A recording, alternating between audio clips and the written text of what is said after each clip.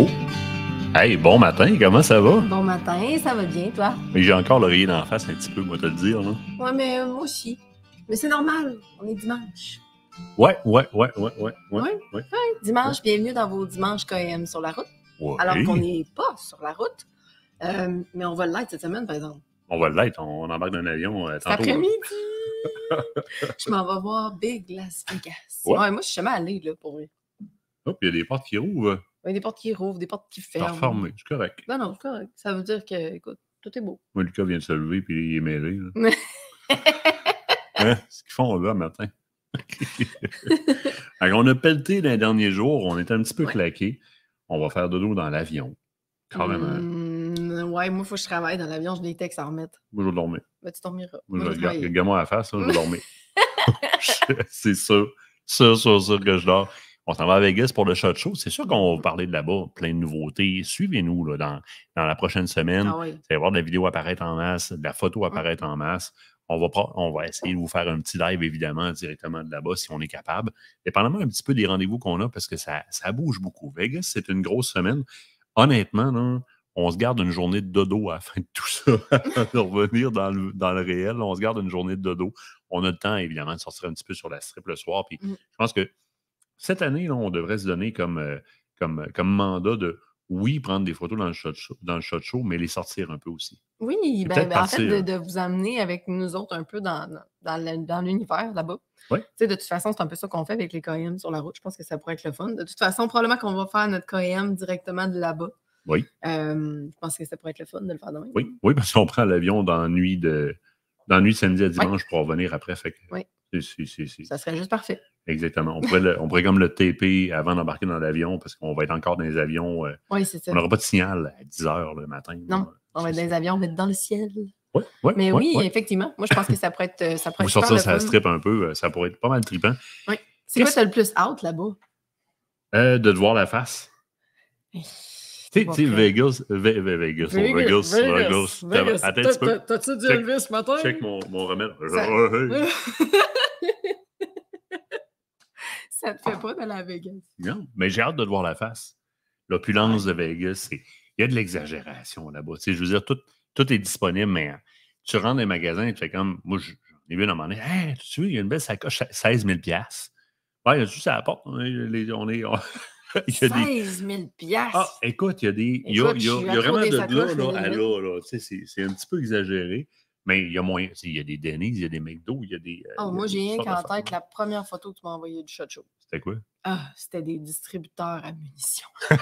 Des machines à bonbons. C'était des machines. C'était ça, c'était carrément des machines à bonbons, mais à munitions. J'étais comme, un jour, je vais aller voir ça live. Oui. Tu sais, le Shot Show, c'est tous les grands manufacturiers. C'est des milliers de personnes. C'est des kilomètres et des kilomètres de rangées. Puis là, ils ont doublé de superficie avec le forum, le genre de forum Caesars Forum en arrière. Fait que c'est encore plus. Fait qu'évidemment, tous les manufacturiers qu'on connaît, plusieurs qu'on ne connaît pas parce qu'ils distribuent peut-être moins au Canada, qui sont plus connus aux États-Unis ou dans d'autres pays, mais c'est aussi des compagnies manufacturières, autant chinois que finlandais, que turcs, que d'un petit peu partout, autant dans des produits finis comme des armes à feu, qu'un paquet de pièces de mécanisme. Évidemment, dans le reste du monde, parce que nous, on se distingue ici, dans le reste du monde, les AR-15 sont excessivement populaires. Donc, il y a une très, très grande majorité des exposants qui sont sur place, qui tournent alentour de l'AR-15, le tir sportif avec l'AR-15, entre autres. Beaucoup de tirs sportifs. Moi, pour avoir fait le tour des différents exposants, c'est vraiment quelque chose qui est beaucoup plus populaire aux États-Unis que chez nous. Oui. D'ailleurs, l'industrie du handgun, donc vraiment les armes de poing, est beaucoup plus présente de ce côté-là aussi à cause de ça, entre autres. Oui. Parce que oui, il y a le law enforcement aussi qui est là, donc vraiment tout ce qui a rapport aux forces policières, au militaria aussi. Mais il y a vraiment l'industrie du... on le voit, là, les différentes industries, je pense entre autres à Mantis ou des choses comme ça, qui... Strikeman aussi, qui ont des systèmes de pratique de tir à vide pour justement ces tireurs sportifs-là, pour qu'ils puissent se pratiquer à la maison. C'est vraiment quelque chose qui est beaucoup plus populaire aux États-Unis. Ils ont des unités pour les shotguns aussi. Oui. Ça, j'ai trippé pour faire du tir à vide sur un mur ou peu importe. Oui, à l'arc aussi, même chose. Donc, c'est super le fun de d'aller découvrir tout ça. Mais moi, ce que j'ai hâte de voir aussi, c'est des nouveaux produits. Parce que ça, c'est quelque chose qu'on s'en va chercher beaucoup quand on s'en va du côté du SHOT Show pour vous dans la prochaine année, que ce soit dans le magazine ou encore dans l'émission, c'est de vous faire découvrir les nouveaux produits qui sortent cette année, des compagnies qu'on connaît ou même des compagnies qu'on connaît un peu moins, parce qu'il y a eu quand même pas mal d'émergences dans les dernières années. Des innovations, des choses qu'on n'a pas encore sur le marché. T'sais, on a déjà parlé avec Stéphane Belchat. Stéphane Belchat va être du côté du kiosque de Browning, donc on va aller prendre un peu de temps avec pour présenter les nouveautés. Steph Monette aussi est là. Il va nous garder du temps pour présenter les nouveautés de son côté aussi. Donc, Benelli, Beretta, etc., les petits cas. On va aller voir aussi les autres manufacturiers, vous présenter les nouveautés là-dedans. Mais on va essayer de vous trouver des innovations, des nouvelles patentes qu'on connaît moins, puis vous faire vivre ça un peu. Hey, des nouvelles? Des nouvelles? Guy Morin. Oui. J'ai trouvé ça... Ah oui. Guy, c'est quelqu'un qui prend position, évidemment. C'est un messager dans le dossier. Il était là dans le banc du registre, il était là dans C21. Il a été impliqué dans le politique. Et puis depuis le début, il est là. Oui, depuis le début, il est là. Puis, bon, Guy est coloré. Guy a sa personnalité, il est coloré. Je passe mon message d'une façon, tu passes son message d'une façon, Guy passe son message d'une autre façon. Je pense que c'est le propre de chaque personne. Je veux dire, on a notre manière de passer un message. Puis, tu sais, je veux dire, c'est ce qui fait la beauté de la chose, puis ce qui fait qu'on va rejoindre le maximum de personnes de cette façon-là, de toute façon. Mais dans une autre vie, Guy est un professionnel d'installation de systèmes d'alarme. Et ça donne qui s'est ramassé à avoir le contrat d'installation de système d'alarme chez des députés fédéraux parce que, bon, il y a eu une recrudescence de menaces. Donc, l'Assemblée nationale proposait aux députés fédéraux de se faire installer des systèmes de sécurité, caméras, etc. pour leur sécurité. Et Guy est un de ces businessmen-là qui fait ça dans la vie de manière très professionnelle. Mais pour ceux qui connaissent Guy, c'est un individu qui, d'abord, avant tout, excessivement professionnel. Puis, autant lorsqu'on parle d'armes à feu, il peut être très coloré dans la présentation de propos, puis une chance parce qu'il a dégourdi bien du monde. Mais quand vient le temps de traiter du matériel, c'est un gars qui est excessivement professionnel, sécurité, minutieux, etc. Il y a des normes, il y a un processus, il y a un protocole. Mais quand Guy va installer des systèmes d'alarme, c'est un professionnel de l'industrie. Il ne parle pas de politique ou d'armes ou de... Oui, mais c'est une job à faire, je veux dire, tu t'en vas pas là. Il est dans la sécurité. Fait que c'est sûr et certain que le fait d'avoir... Parce que là, en fait, là, on a comme... C'est comme si on avait sorti un lapin du sac. Là. Mon Dieu, c'est épouvantable. Un activiste qui installe des systèmes d'alarme dans les... C'est du profilage de par les croyances religieuses ou politiques. Tu sais, c'est prévu. Ça ne te rappelle pas quelqu'un? Quelqu'un. Vas-y. Oui, il n'y a pas quelqu'un qui vient d'avoir le même type de traitement dans les dernières semaines? Monsieur Price. Carey Price. Ah oui, écoute, profilage. Pourquoi ne pas trouver une espèce de petite épingle qui pourrait peut-être entacher la réputation de quelqu'un? Mais en quoi... Tu sais, à la limite, non, moi, je revirais la nouvelle de bord, puis je parlerais de... on appelle ça du délit d'indulgence ou de l'ingérence, du moins. Là, on va porter un jugement sur un installateur dans sa qualité d'installateur ou dans son respect de la sécurité de ses clients par rapport à ses allégeances politiques. Je disais, la Charte des droits et libertés de la personne nous prémunit de ça, nous protège de ça. On ne peut pas... tu ne peux pas commencer en politique ou quoi que ce soit. Ça va d'un bord comme de l'autre. On parle de McKenzie ces temps-ci, les Twitter Files, on parle de tous les jugements préférentiels par rapport à des attachements politiques, etc. Ça a toujours été la commission... la grosse commission là, avec toutes les subventions. La commission Charbonneau, puis il y a une couple d'autres commissions comme ça.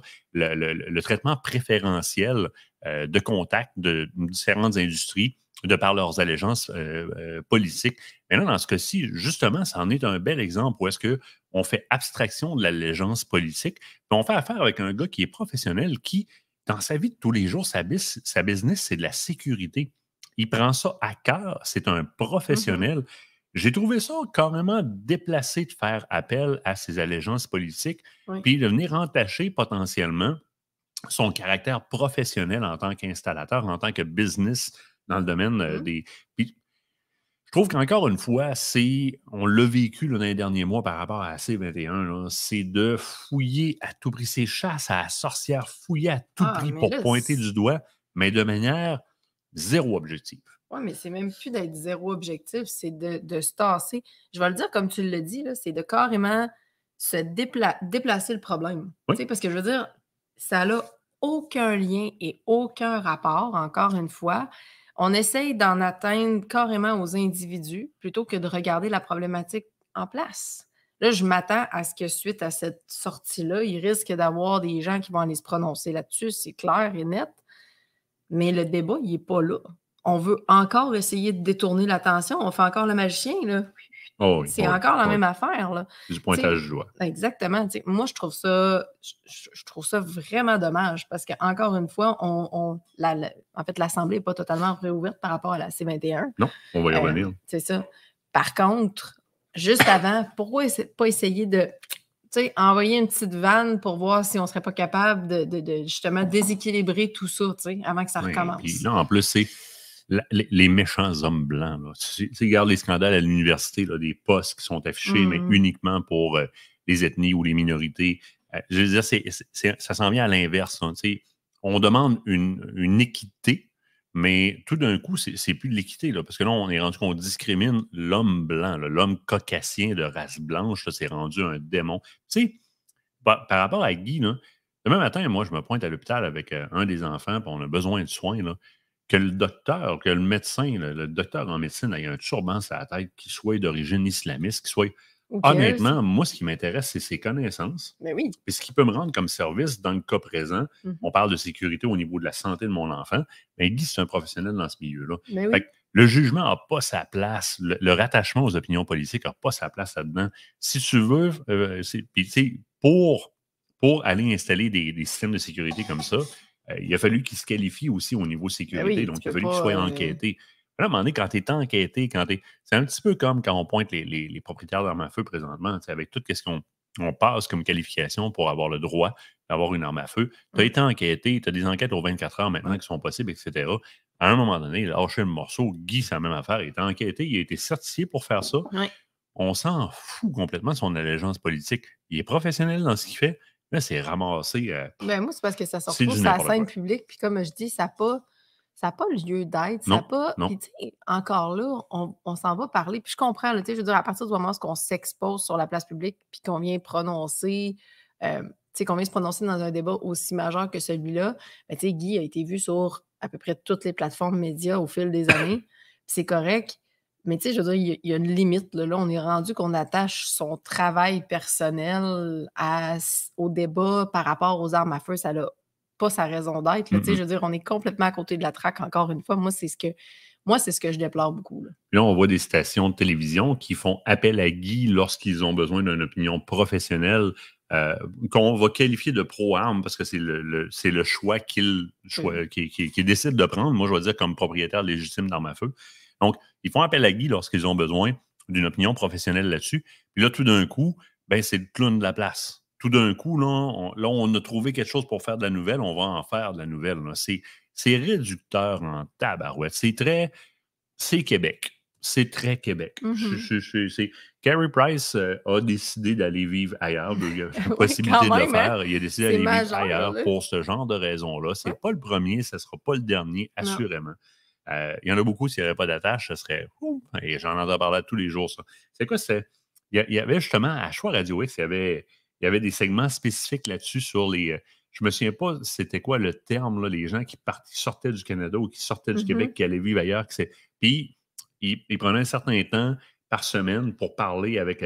aujourd'hui, on parle avec un menuisier qui maintenant est rendu, qui habite je sais pas moi, à Winnipeg ou aux États-Unis ou quoi que ce soit. Puis, il parlait de c'était quoi son processus. C'est pas pour rien ces mouvements-là ont commencé.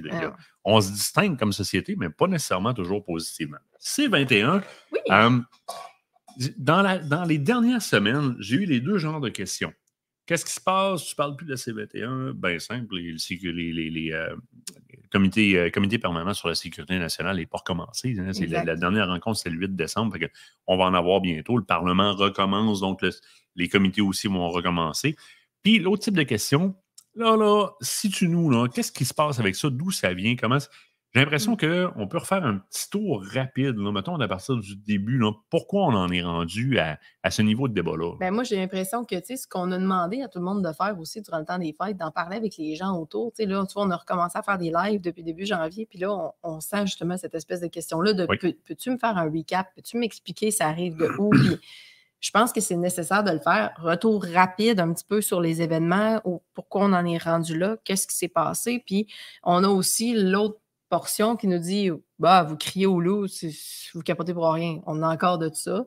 Je Oui. pense que le message n'est pas fini d'être passé. Non, Fait que non, peut-être du de tout, faire du un tout. petit recap ensemble, un petit peu de ce qui s'est passé, pourquoi on en est rendu là, quelles sont les démarches en cours, puis pourquoi on a tant hâte que justement ces Oui. comités-là et la Chambre puissent reprendre leur siège pour qu'on puisse continuer dans ce dossier-là, parce qu'on veut surtout pas laisser aller le morceau. Fait que pour ceux qui sont tannés de n'entendre parler, by the way, on n'a pas fini. Fait que attachez votre truc avec la broche parce que c'est loin d'être terminé. Puis la raison pour laquelle toute l'équipe s'est mise sur ce dossier-là à travailler d'arrache-pied, puis qu'on va le faire encore, puis qui est toi qui est au front en avant de tout ça, c'est pas compliqué. On pense à tous ceux qui ont un travail relié de près ou de loin à cette industrie-là, à tous les gens que ça va impacter et à tous les propriétaires légitimes d'armes à feu qui Les se font... retombées latérales aussi. Ah, mais oui, oui, oui. Le dépanneur, le restaurant, Ah oui, oui, je m'en c'est allais là. énorme. La macroéconomie qui est alentour de ça est énorme. Mm. Mettons, on start du début. Oui. On start du début. Mai 2020. Oui. Il faut se rappeler qu'à ce moment-là, on est en temps de COVID. Ouais. L'état d'urgence sanitaire est décrété. Et un peu comme la loi martiale, l'état d'urgence sanitaire permet une chose qui est très particulière à un gouvernement qui est en place. Le gouvernement élu peut modifier ou créer des lois ou abroger des lois sans passer par la Chambre des communes, par les comités, etc. On appelle ça un décret en conseil, un order in council en anglais. Donc, ça, c'est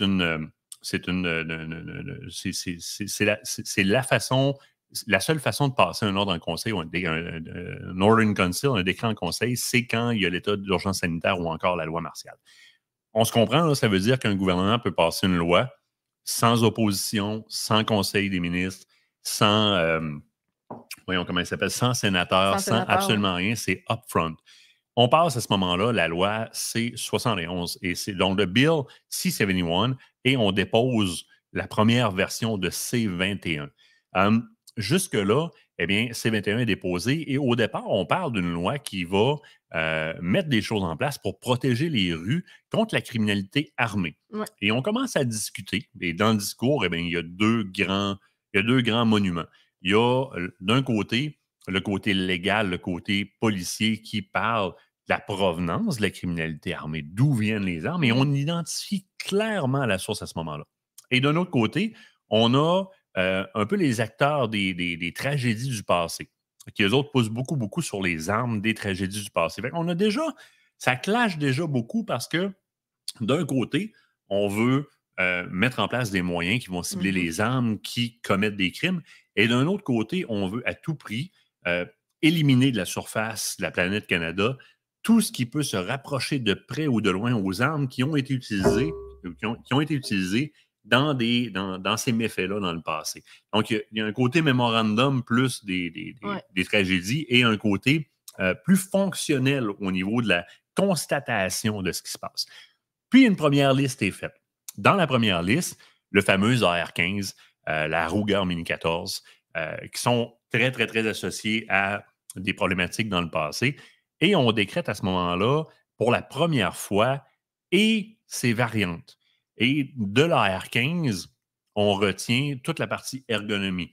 Donc, à partir de là, on crée une définition. On parle d'armes d'assaut ou d'armes militarisées en utilisant les différentes parties ergonomiques d'un AR-15, pistol grip, le forearm, les différentes, le cheek razor, tout ce qui a l'air esthétiquement militarisé devient une variante de l'AR-15. On voit se faire retirer des Deria MK12 qui ne sont même pas dans la même catégorie parce que l'AR-15 au départ est retiré de par ses capacités. Ouais. On parle de ses capacités en termes de précision de tir et etc.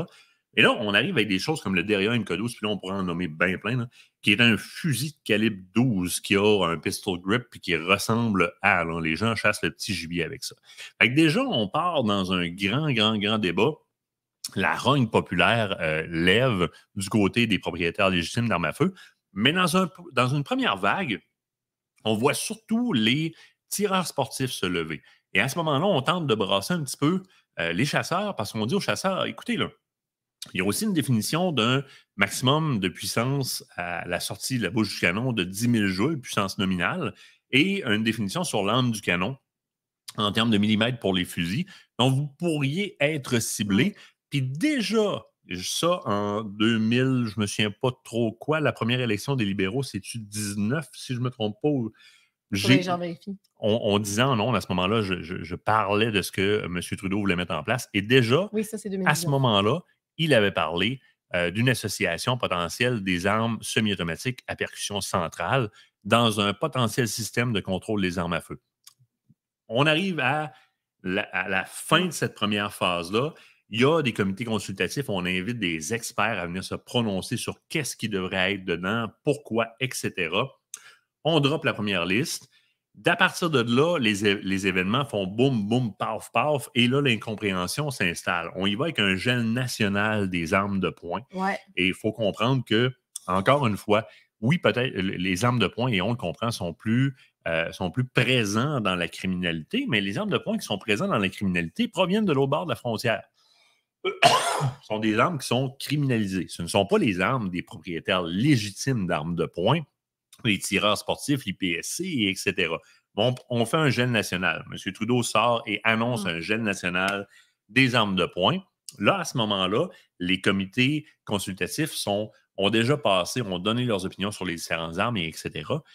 Et on arrive, bam, juste un peu avant la date anniversaire de la Polytechnique, parce qu'on va voir après qu'on a accusé Carey Price de se servir ou de sortir dans un mauvais temps, de sortir alors que des familles sont en pleurs. Mais il faut comprendre que c'est M. Trudeau qui a lancé son amendement à la loi C-21 à l'approche de l'anniversaire de la Polytechnique. Donc, les accusations, très encore une fois, ont été très dirigées par les médias envers M. Price, alors que c'est M. Trudeau qui a décidé de le sortir. Mais là, on a tout qu'un amendement. L'amendement est quasiment plus gros que le projet de loi comme tel. Et tout de suite, il est discuté parce que, mais pourquoi et quel était le sérieux de la démarche des libéraux de déposer un projet de loi totalement incomplet, puisqu'il demande un amendement qui est quasiment plus gros que le projet de loi comme tel. Et là, on arrive avec la fameuse définition qui vise à criminaliser toute arme à mécanisme semi-automatique à percussion centrale avec un chargeur d'une capacité de 5 munitions et plus. On comprend tout de suite que ça concerne énormément d'armes semi-automatiques. Et là, on propose une nouvelle liste de, si je ne me trompe pas, 300 ou 400 pages. Et là, je vous rappelle, la définition, armes à mécanisme semi-automatique. On voit apparaître dans la liste des armes à levier, des armes à verrou, des fusils, les Parker Brothers en calibre 12, 16, 18, 20, etc., qu'on voit apparaître. Et là, par la suite, on dira qu'ils ont été mis en place par rapport à la quantité de joules, etc. On va re-questionner. Là, dans la première passe, on devait avoir déjà réglé ça. On y va par amendement où est-ce qu'on pointe les semi-automatiques et là, on liste des armes de d'autres mécanismes, mais on laisse le terme « et ses variantes ». Donc, à la place d'identifier des calibres, donc de dire, par exemple, la Weatherby Mark V, mais en calibre Rigby, Rhino Express ou quoi que ce soit, on liste la marque comme telle ou le modèle d'arme à feu. Alors, évidemment, l'opposition commence à poser énormément de questions sur le bien fondé de tout ça et demande particulièrement à avoir le temps de lire les fameux amendements, là, G46 et etc., le G4 au complet. Là.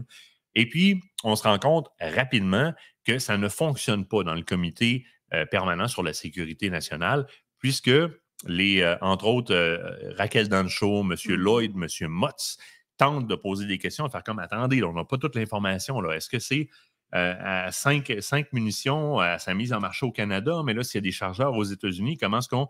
Et rapidement, on voit le président commencer à répondre, à dire, ce n'est pas une question qui est sujette à débat, j'ai pris la décision, on l'adopte.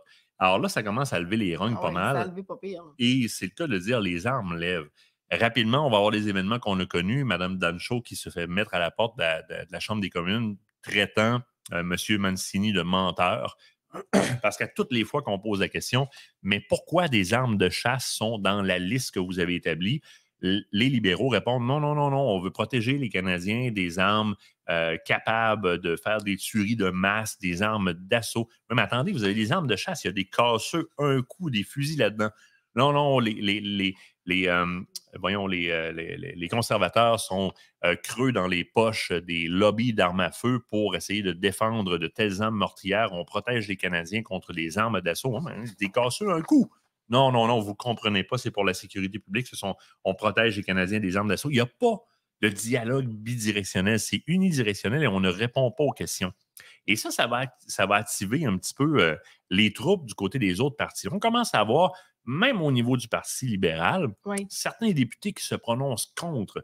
Les Premières Nations vont sortir contre. Et là, à un moment donné, il y a même des candidats du NPD qui vont stopper le comité, faire comme, là, attendez, excusez-moi, chers collègues, je n'ai pas eu le temps de parler ou de laisser ma trace encore dans ce comité-là, mais là, je vais parler. Et le député conservateur du NPD, le premier qui a parlé, a justement défait un peu la crédibilité d'arriver avec un amendement plus gros que la loi proprement dit, du jamais vu au niveau du fonctionnement, au niveau du processus, de l'hérésie du processus.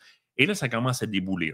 À ce moment-là, les libéraux sont en train de pousser pour tenter de fermer le projet C-21 avant Noël. Mais là, on a une motion de la part du Bloc québécois à ce moment-là.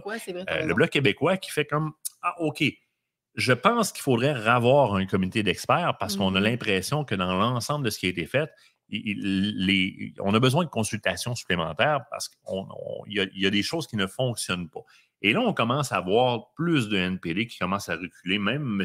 Singh, Jack Singh, qui commence à se questionner, mais ne se prononce pas, il ne s'est pas prononcé encore. On accepte la motion qu'il va y avoir un comité d'experts, donc 4 heures de consultation, c'est de l'hérésie. 4 heures de consultation pour avoir 400 pages. 400 pages, c'est quand même assez incroyable. 400 pages, une liste qui ne devrait pas exister parce que dans n'importe quelle autre loi, comme par exemple le maximum de décibels que peut émettre le pot d'échappement d'une motocyclette, eh bien, c'est clair. Un maximum de temps de décibels. Ça ne dit pas un muffler Akrapovic, ça ne dit pas un CRB parce qu'on peut mettre un Akrapovic dessus. Akrapovic produit des pots d'échappement de moins du maximum de décibels. Donc, on dit, c'est comme dire, tu n'as pas le droit de tuer quelqu'un. Je n'ai pas besoin de faire une liste sur les différentes façons de tuer quelqu'un. Tu n'as pas le droit de tuer quelqu'un. Non, ça va être correct. Tu n'as pas le droit de dépasser tant de décibels avec une moto. La loi est écrite comme ça. Il n'y a pas de liste qui va avec. Alors, la définition, si elle serait éclaircie, et c'est un peu le discours des différentes fédérations et des différents acteurs qui mettent un peu de logique là-dedans, si la définition serait éclaircie, bien, le simple fait de dire tu n'as pas le droit d'avoir une arme ou tu n'as pas le droit d'être dans une situation où est-ce que tu as une arme avec un chargeur de plus de 5 munitions, c'est comme de dire c'est 100 km/h ou tu n'as pas le droit de tuer ou tu n'as pas le droit de... Définition. La liste devient obsolète parce que la liste, il y a un caractère evergreen là-dedans. Il y a un caractère dans la première liste qui a été diffusée qui est très clair, qui dit que cette liste-là va rester ouverte à tout ajout futur, puisque les manufacturiers pourraient modifier certains modèles pour les ressortir. C'est ça. Ils ont listé le modèle qui s'appelle Cloud, on va le modifier, puis on va l'appeler Sun, puis on va le remettre sur le marché.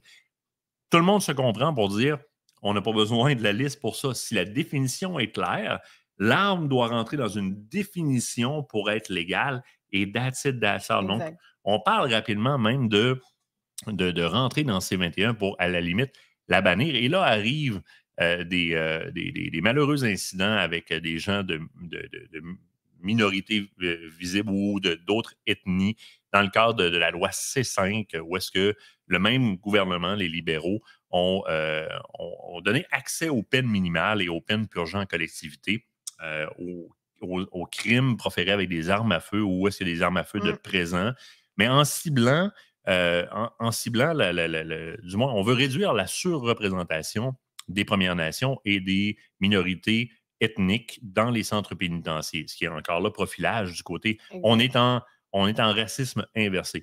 Et on en a un qui fait les journaux à ce moment-là. Ils ont trouvé de la drogue puis des armes un peu partout, puis ils le renvoient chez eux. Hey, il y avait des guns, s'appelle-tu Gagnon Tremblay? Non, retournez chez eux. Donc, on utilise ça beaucoup pour démontrer à quel point ça est l'augmentation magistrale des crimes à caractère violent et des crimes proférés par les gangs de rue depuis la mise en place du gouvernement de M. Trudeau. On utilise ça pour invalider les efforts qui sont mis présentement dans C-21, qui, au départ, était un bel outil qui nous permettait de lutter la criminalité en renforçant nos frontières, en donnant des sous aux policiers à prévention mentale et des maladies mentales, et etc., au suivi du moins dépistage, etc., et qui est rendu complètement ailleurs dans lequel on active un débat qui est surfait, qui est la main pendant qu'on cache la pièce, littéralement, comme tu disais tantôt. Ça, c'est un peu le tour de la C21. Où est-ce qu'on en est rendu? Mais on va reprendre là, les sessions bientôt, puis c'est de là qu'on va voir le comité expert. J'ai hâte de voir les différents représentants du Québec et des autres provinces qui vont prendre comme experts et comment ils vont venir se prononcer. Ça va être les prochaines étapes, là, probablement dans les prochaines semaines. Bien là, il y a autre chose qu'il faut surveiller au travers de tout ça et qu'on n'a pas parlé. Entre-temps, il y a certaines provinces qui, eux autres, ont pris des mesures de leur côté.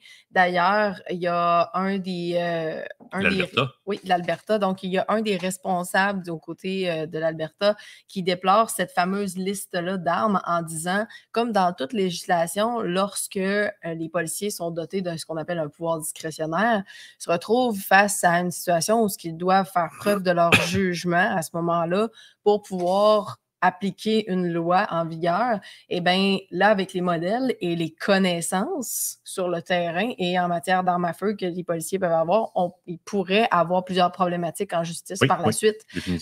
Donc, il y a un petit peu tout ce côté-là aussi là, qui est en train de se parler. Mais du côté de l'Alberta, ça avait brassé quand même les fêtes. L'Alberta a statué littéralement qu'ils n'appliqueraient pas la C21 dans leur province. C'est quand même majeur. C'est tout. Eux ont déclaré qu'ils prendraient, la législation comme elle était avant mai, avant l'application ou avant l'Ordinance Council ou le décret en conseil qui a mis en place le projet de loi C21 pour juger les armes à feu et légiférer sur les armes à feu. Eux autres, ils disent on se retire de là, littéralement. Et là, il y a d'autres provinces qui suivent. Oui. Puis là, la dernière patente là, qui a été démentie, face à laquelle le gouvernement a reculé. Là, il s'apprêtait, de ce qu'on pouvait comprendre de différentes sources, la GRC s'apprêtait à créer une zone test avec l'île du Prince-Édouard. Donc, créer une zone test pour le fameux programme de rachat d'armes à feu, pour aller chercher les armes à feu chez les gens puis le reprendre. Alors, ça a commencé à sortir partout dans les médias. À l'intérieur de 2 jours, là, ça a explosé partout. Là. Ils prennent l'île du Prince-Édouard pour des cobayes, ils vont tout tester là. Puis à un moment donné, pouf, il y a une sortie officielle du gouvernement qui fait comme non, on ne fera pas ça. On ne fera pas ça. Plusieurs vont dire qu'ils sont venus invalider. Quand on regarde le processus actuel, ils ont juste reculé en jouant le même jeu de la carte. Même maudite si personne ne s'en était rendu compte, probablement que ça se serait fait. Mais là, tout le monde s'est sorti sur la place publique, puis que, erreur 03, on recule. Et voilà. Non, c'est un énorme dossier, sincèrement. Puis, tu sais, on en parlait tantôt, c'est tous les dommages collatéraux que ça va avoir. Tu sais, c'est une des raisons pour lesquelles ça nous tient autant à cœur. Les armes, oui. Il y a aussi certaines personnes qui vont parler du fait qu'on est en train de littéralement retirer les armes du peuple, donc pour essayer de renforcer justement les forces militaires, les forces de l'ordre. Ça provient de quelque chose que Bill Blair a un petit peu échappé en début de dossier qui dit, est-ce que vous trouvez normal que le peuple soit armé à un ratio de 3-1 versus l'État? Ils n'ont jamais répété ça, mais ça l'a évidemment donné beaucoup, beaucoup de gaz à tous les conspirationnistes. Est-ce qu'il y a quelque chose de ça là-dedans? L'autre gros questionnement, une fois les armes saisies, on a beaucoup la question du côté conspiration, à qui ils vont les vendre? Oui, ça c'est sûr. Mais il y a ça, mais moi-même, c'est le programme de rachat en soi. Demain matin, cette loi-là serait passée, ce serait fait. C'est le programme de rachat en soi de ces armes-là.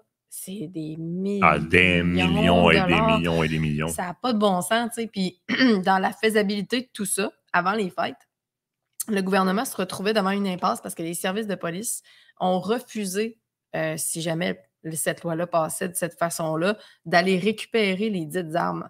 Donc, ce qui fait qu'ils se retrouvaient avec une problématique pour le programme de rachat. Et là, on était rendu à parler de compagnies de livraison pour pouvoir récupérer le tout. Donc, on vous envoie un petit bon comme un bon chez Puro Letard ou n'importe quelle autre compagnie.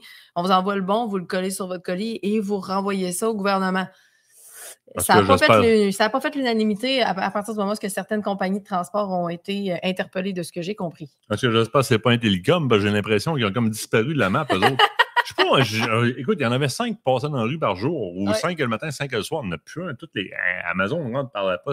Anyway. Parenthèse. Mais dimanche matin, tu as le droit. Oh oui, je commence à me réveiller. Là. Mais l'impact économique, ça, la masse, la population doit le comprendre.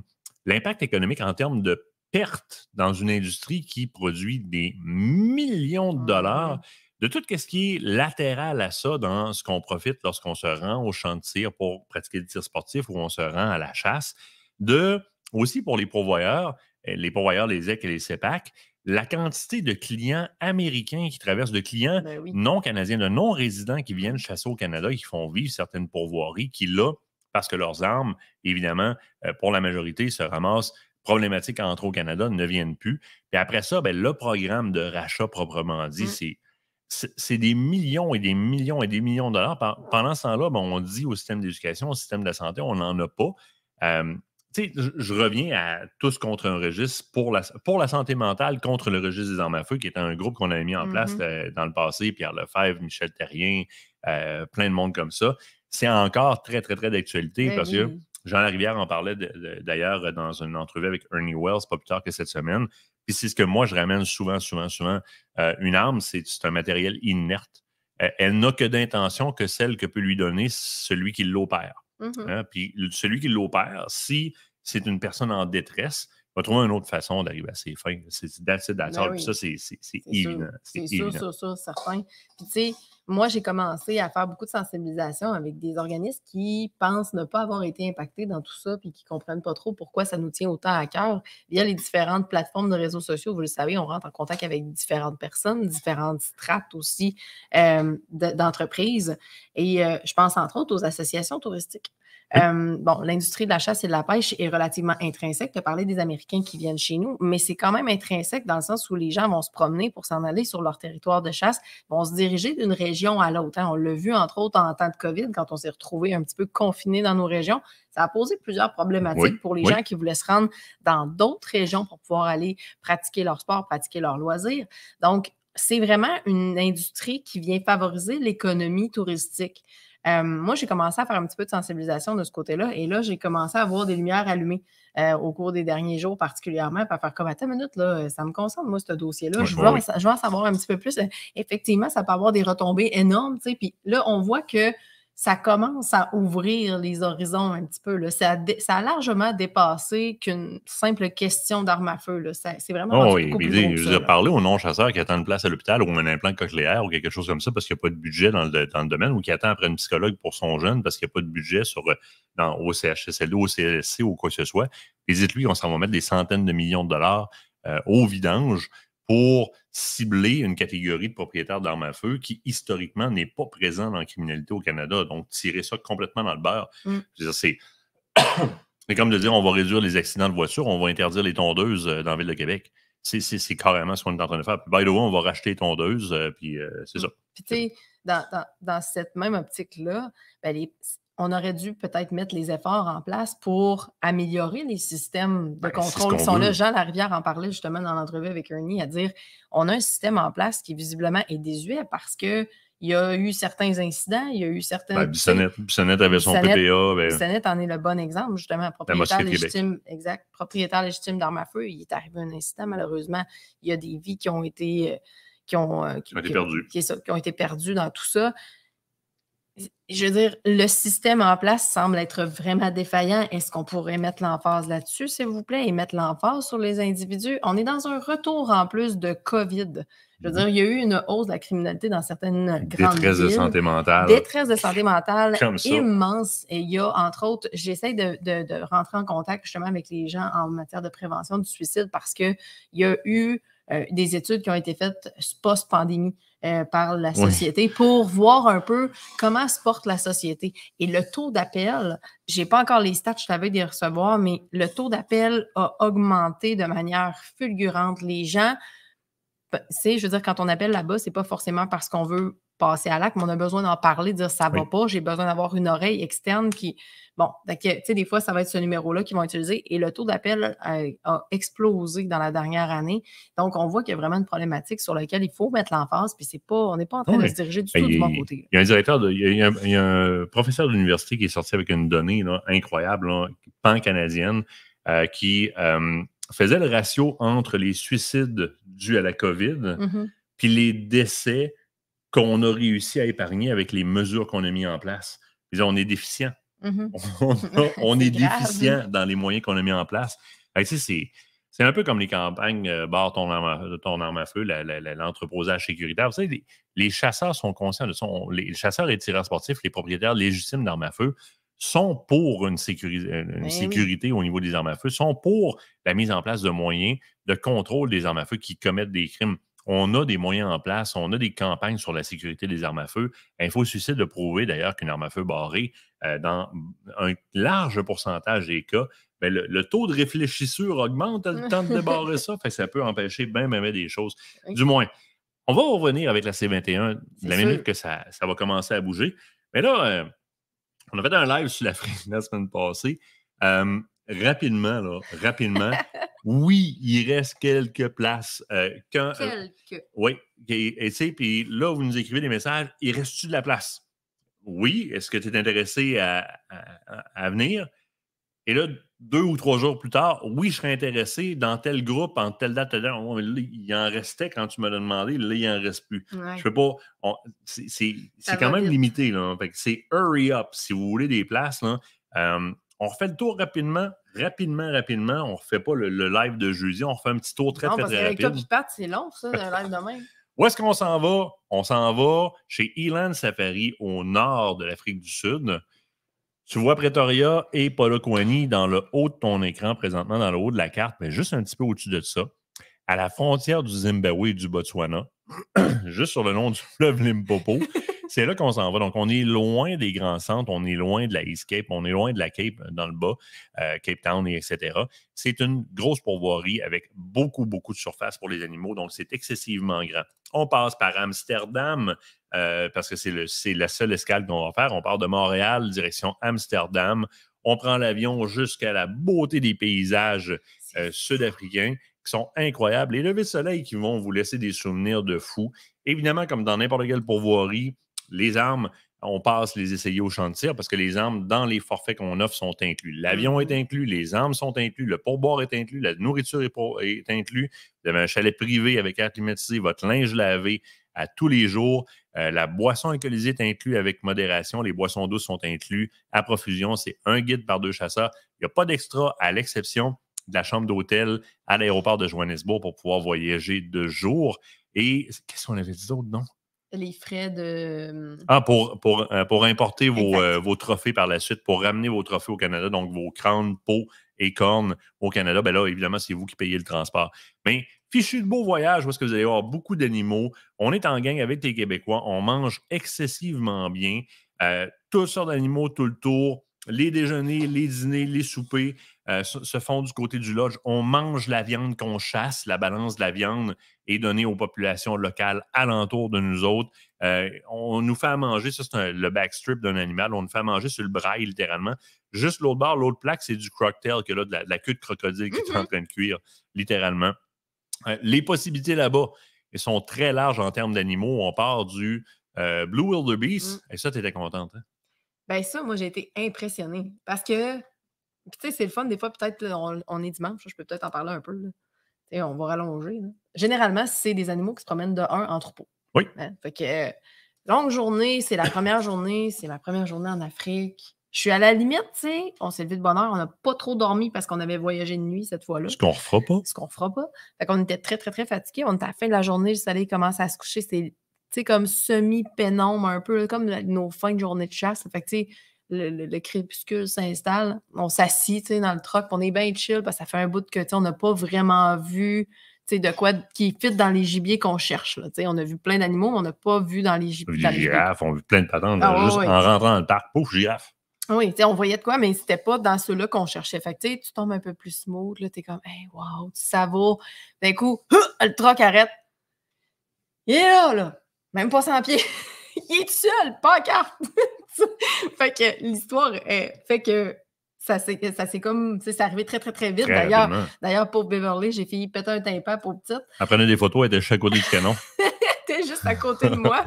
Mais moi, je pensais qu'elle avait vu, tu sais, si on arrêtait, c'est parce qu'on avait un animal. Puis, fait que là, tu sais, moi, notre guide nous dit, tu sais, place-toi direct dans l'épaule, puis vas-y, tu sais, fais ton tir. Et Beverly, elle a la face, elle, dans son dans son objectif, puis elle prend ses photos, ben, elle n'a jamais vu que je tirais. Elle t'a fait un moyen saut. Il tombe en bas du truck. Puis, normalement, c'est quelque chose qu'on dit en Afrique. Puis ça, soyez-en bien informés. J'ai parlé avec d'autres mondes au cours des derniers jours qui étaient intéressés à venir en Afrique. Puis ça, il faut vraiment se l'enlever de la tête. Vous le savez, ici, on a une manière, on a un positionnement de tir, on a une façon de fonctionner. Puis on se dit, une balle, tu drops, tu sais. En Afrique, la première chose qu'on nous dit, c'est soyez préparés à tirer plusieurs fois dans l'animal.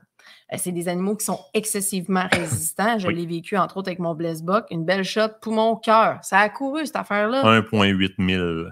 On l'a couru dans le bush, là. J'en revenais même pas qu'il puisse courir avec une aussi grande vitesse puis une aussi grande aisance avec cette balle-là. D'ailleurs, si je vous le dis, c'est parce que je suis allée valider, parce que même moi, j'y croyais pas. Je suis allée voir les skinners pour être sûr. Mais c'est ça. Fait qu'une seule balle. Oui, ton Blue Wildebeest, une seule balle, c'était rendu à terre. Donc, même notre guide a fait comme wow! Il me regarde et dit Martin, prends des notes. En passant, quand on parle de voyager de nuit, là, on parle du tronçon qu'on prend le camion parce que à partir de l'aéroport de Johannesburg, on a 5 heures de route à faire pour monter complètement au nord de l'Afrique du Sud. C'est cette portion-là que généralement on faisait de nuit. Fait que ça nous donnait une petite nuit. On rentrait à Chassedsky. Donc maintenant, on dort à l'aéroport à Johannesburg. Ils viennent nous chercher le matin. Beaucoup plus sécuritaire. Et en même temps, ben, on peut voir plus de la population locale, les villages. Exactement. Les paysages. Oui, vous avez surpris la première fois. Okay. Bon, évidemment, tout ce qui est Impala, l'Impala est très, très, très présent. Tant l'Impala commun, là, ça, c'était mon premier lui aussi, Impala il est en Afrique. Beau, regarde-moi ça. Hein? Je parle pas de l'Impala. Ben, regarde, elle est belle. Puis son Impala est plus gros que le mien en plus. Regarde, les cornes revirent vers l'extérieur. C'est un fichu de beau. Eric aussi. Eric, il est large, son Impala. C'est incroyable. Et évidemment, il y a d'autres phases Impala qui sont possibles, qui sont disponibles sur les territoires, là. Entre autres, le Black Impala, donc l'Impala noir. Moi, ça a été le cadeau que je me suis fait cette année-là. Patrick l'avait fait 2 ou 3 ans auparavant. Il avait fait 2, lui, des noirs. Je les passe rapidement parce que vous m'avez redemandé c'est quoi les animaux, là. Nyala. Le Nyala et le Springbok sont les 2 meilleurs dans l'assiette que j'ai pu goûter. Donc, Nyala, très, très bel animal. Ça, c'est les bébites d'Avatar. Les bébites d'Avatar. Moi, je les appelle des bébites d'Avatar. Très bel animal, très bon. On en a mangé beaucoup là-bas de l'Impala et du Nyala. Et évidemment, des autres animaux, parce que toute la semaine, on mange de la viande. Au déjeuner, dîner, souper, il y a de la viande. Oui, pour ceux qui pensent qu'ils en mangent bacon, pas, là. en n'importe quoi. Là. Tu prends 10 livres là-bas. Là. C'est aussi simple que ça. Les Springboks. Ça, c'est mon objectif cette année. Oui, absolument. Moi aussi, c'est quelque chose je veux. C'est beaucoup plus petit que l'Impala. Ça ressemble quand même pas mal à l'Impala. Mais c'est vite en titi. Oui. Pat qui a fait un Black Springbok à l'arc, donc très bel animal. Les animaux que vous allez voir beaucoup, des autruches quand ça se met à courir d'un bord puis de l'autre, super trippant. Ceux-là, tu les aimes, toi? Moi, je les aime. Je les trouve drôles. Mais tu sais, c'est parce que je les aime puis je les aime pas. Parce que moi puis les oiseaux, ça fait 2. Puis le dindon, c'est encore pire, fait que ça me fait penser au dindon. Mais ce qui m'épate, c'est la quantité qu'il y a. Ah, c'est fou. Les guinea fowls, quand on arrive, là, ça se met à courir. Il y en a partout, partout, partout, partout. Celui que Kate a couru pendant 1,8 000 de long, c'est dans cette espèce-là. Le sien, c'est plus précis. Ah non, ça, c'est celui-là à Steve. Celui à Steve. Ah, j'ai pas le tien là-dessus, tabarouette, mais c'est pas grave. Écoute, c'est donc le Blessbuck, qui est un très bel animal aussi, à peu près de la grosseur de l'Impala, grosso modo. C'est aussi une des espèces qui est disponible et qui est ciblée là-bas. Donc, c'est le tien. Oui, celui d'il y a 3 ans, ça. Évidemment, c'est possible de faire du Cape Buffalo. Il y a de très gros mâles Cape Buffalo sur place. Ouais, je peux vous le dire, ils sont gros. Ah, puis écoute, il y en a une qui a fait connaissance avec eux autres, le Beverly. Mais regardez-moi la tête de ça, puis c'est pas un des plus gros, ça, là. Il y a le nez de la grosseur de la tête de Beverly. Ça n'a aucun sens. C'est aussi simple que ça. Je ne veux pas dire que Beverly a une grosse tête. Le buck a un gros nez.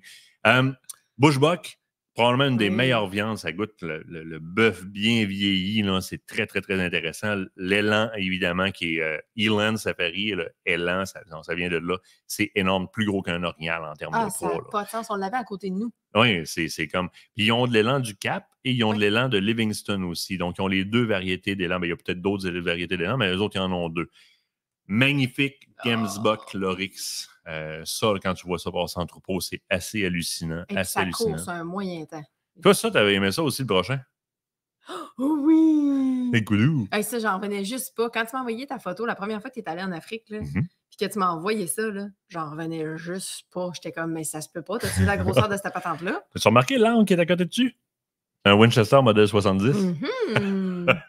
Ben, en fait, on avait beaucoup de Winchester là-bas. Oui, beaucoup de Winchester, puis des marques locales aussi. Ouais. Ils font affaire avec Browning Trail Cams du côté des caméras. Ouais. Beaucoup de Winchester au niveau des armes à feu, puis des marques de là-bas aussi. Donc, le Kudu qui peut se présenter sous différentes formes aussi au niveau Ça du aussi, panache. c'est une bébite d'avatar.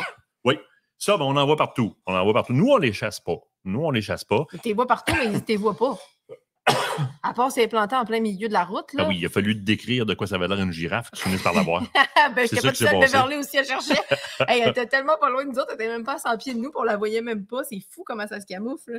Oui, ça n'a pas de sens. Il y en a beaucoup, c'est majestueux, c'est beau. Pat et moi, avec Devin là-bas, on a déjà été sur le tour d'un lac. On t'avait appelé d'ailleurs en Facebook Live. On est allé dans cette cache-là. Oui, on est allé dans cette cache-là. Il y avait une trentaine ou une quarantaine de girafes sur le tour du lac qui buvaient. C'était hallucinant avec les guineas au travers. Un de mes objectifs, par contre, ça, c'est un jeune. Les guides ne donneraient même pas l'autorisation de tir sur un jeune comme ça chez Elan Safari. Là. On voit les fesses sont pâles encore, les cornes ne sont pas très longues. Le sable, très, très bel animal. C'est noble. Puis c'est bon. C'est très, très bon aussi. Waterbuck? Moi, j'ai aimé eux autres. Cache-cache coucou? Oui, cache-cache coucou. Parce que, petite histoire et petite anecdote, ceux-là, ils me font penser beaucoup à des gros chevreuils. Mais ils ont l'impression, d'après moi, qu'ils sont de la grosseur d'un chihuahua. Oui. Fait que quand on a descendu, entre autres, au moment où j'avais tiré mon Impala, quand on a descendu de la cache, ils étaient en bas, puis ils partent, puis ils font juste un petit trot rapide. Puis ils se dépêchent, ils s'en vont dans l'arrière des buissons, mais ils ont les pattes de la même couleur que les tiges des buissons. Fait qu'ils se cachent en arrière, puis là, leur espèce de corps touffu, pouf, sont cachés, on les voit plus. Fait que là, tu vois juste qu'ils se tassent la tête un petit peu à gauche puis à droite du buisson pour te regarder, mais c'est juste pour ça que tu le vois, sinon tu les vois plus pas en tout. C'est incroyable, je trouvais ça vraiment drôle. Vraiment, vraiment trippant.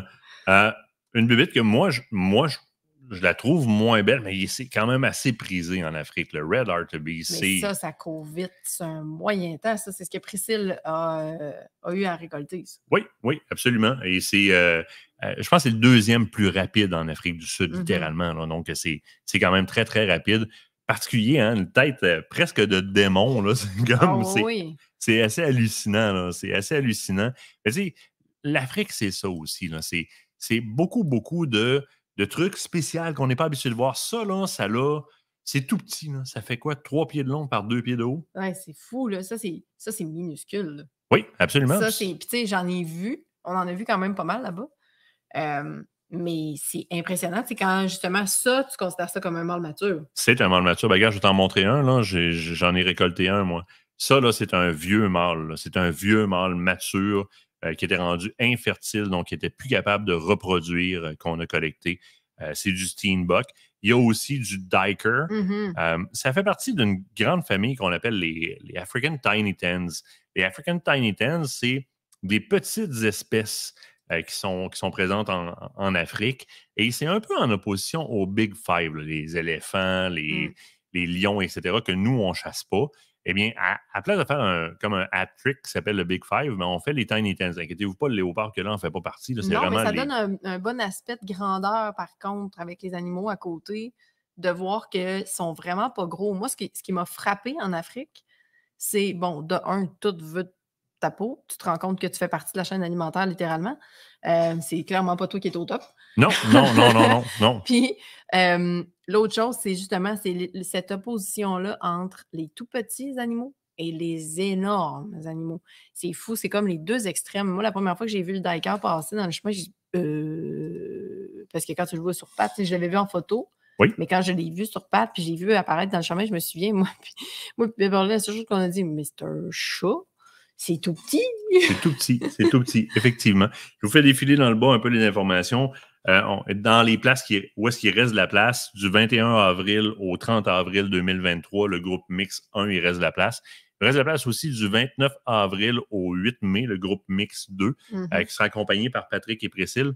Le groupe VIP, qui est un petit peu avant ça, en avril, lui, est plein. C'est Kate et moi qui sommes sur le groupe.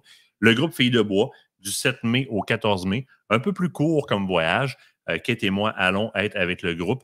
Dans les tarifs, ben, c'est très, très simple. Et là, ce qu'on va vous parler, c'est tout inclus, à l'exception des frais de l'hôtel à Johannesburg, à peu près 220 $. Là.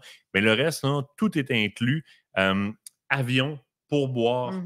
Le pourboire est inclus, puis c'est 1 000 de pourboire généralement, là. Donc, avion, pourboire, nourriture, boisson avec modération, boisson douce à profusion, cabine, donc chalet privé avec air climatisé, linge lavé à tous les jours, un guide par 2 chasseurs, la camionnette est fournie, l'arme et les munitions sont fournies et inclus dans le prix, ce qui est très important. C'est quand même assez rare, là, ce genre de tarif-là. Pour les accompagnateurs, donc les accompagnateurs, c'est ceux qui ne chassent pas et qui vont embarquer dans les pick-up avec nous autres pour prendre des photos ou quoi que ce soit, eh bien, c'est 3 900 tout inclus. Tout inclus. Le forfait chasse à la carte, c'est-à-dire que vous prenez votre droit de chasse, mais vous choisissez vos animaux là-bas et vous payez séparément pour vos animaux là-bas, est à 4 150 $. Encore là, en tout inclus, les mêmes patentes qui sont inclus. On peut vous envoyer une liste de prix des animaux aussi très facilement. Sinon, ben, il y a le gros package qui comprend un Impala, un Blessbuck et un Blue Wildebeest qui est à 6 650, tout inclus. C'est la totale, évidemment. Et évidemment, vous allez voir là-bas la population travailler avec nous autres pour traquer, pour skiner. Hein, donc, les armes sont fournies, on va les tester. Vous ne transportez pas les animaux, vous ne videz pas les animaux, vous ne les skinnez pas. C'est les gens là-bas qui le font. Vous allez manger de votre viande qu'on a chassée. Oui, absolument, absolument. Puis là, on est une gang de Québécois ensemble dans les 4 groupes. Donc, même si vous ne parlez pas anglais, vous allez être jumelé avec quelqu'un qui parle anglais pour pouvoir parler avec le guide, à moins que vous parliez africain, là.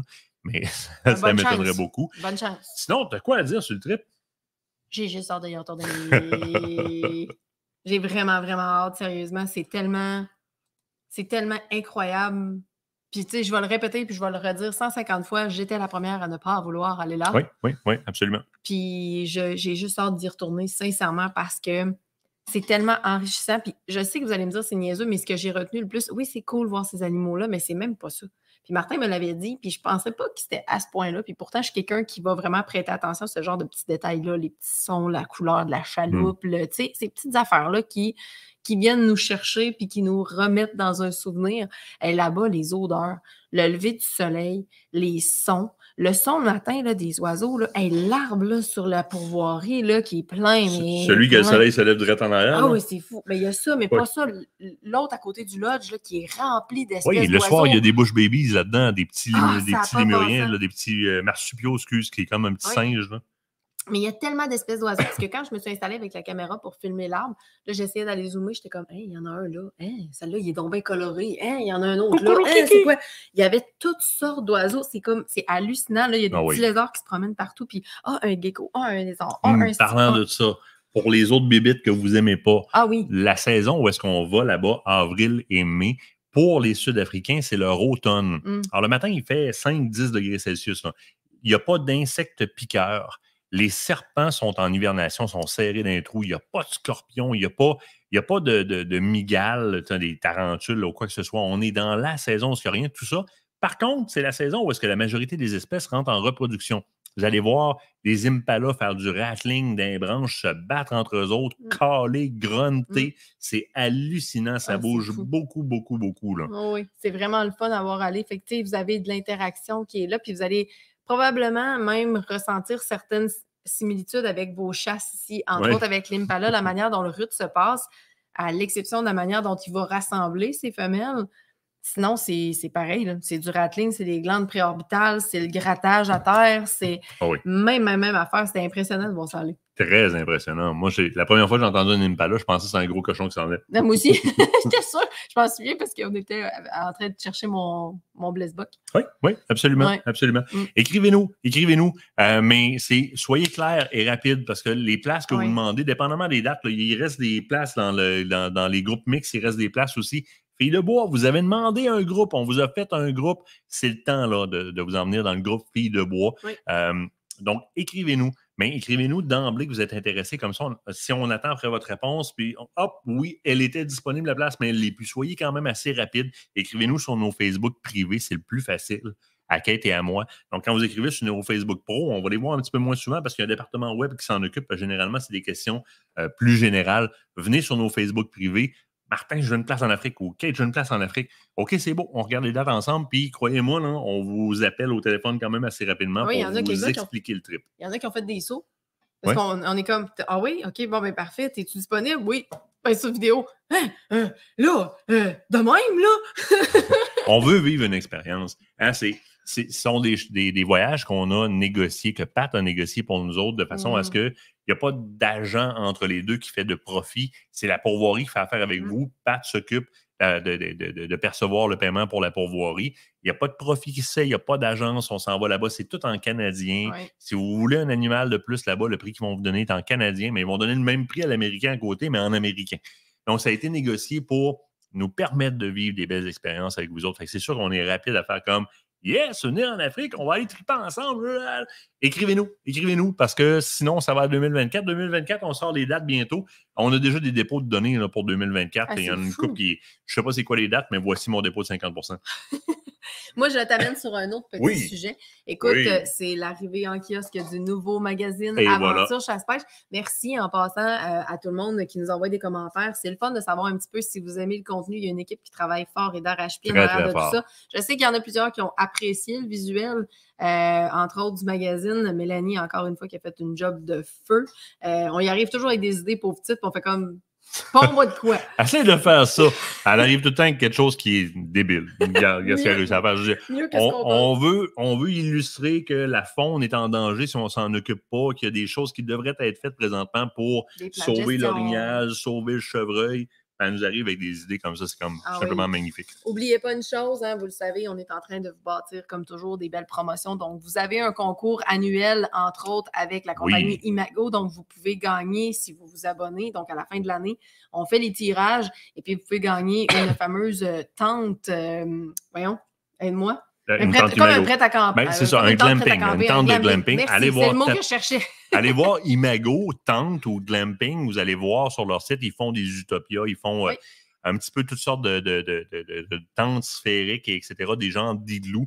Allez voir les tentes de glamping comme ça, là. Ça en vaut vraiment la peine. Vous pourriez en gagner une, là. C'est gros, ça, là. Il y a de la place là-dedans. Puis en passant, tu laisses ça dehors 365 jours par année. Il n'y en a pas de problème. Tu fais une base en bois, tu tires ça là-dessus. C'est le camp des invités. Ah oui, puis merci à tous nos chroniqueurs parce que particulièrement, c'est un magazine où il y a beaucoup d'articles de fond. Oui. On s'adresse beaucoup justement aux enjeux phoniques. Donc, c'est le temps de vous le procurer, soit en kiosque ou encore abonnez-vous parce que vous le savez, on fait plein de promos. Puis d'ailleurs, magazine numérique, j'en profite pour le dire, plateforme qui est maintenant entièrement rétablie, donc beaucoup plus facile aussi pour trouver les différents magazines que vous avez besoin.